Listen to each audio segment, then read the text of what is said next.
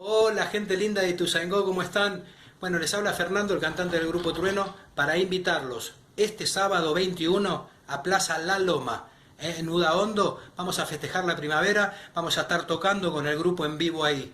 Así que bueno, va a haber inflables, sorteos, de todo para los chicos y la familia. Le mando un fuerte abrazo al intendente, el que hace posible todo esto, Alberto Descalzo.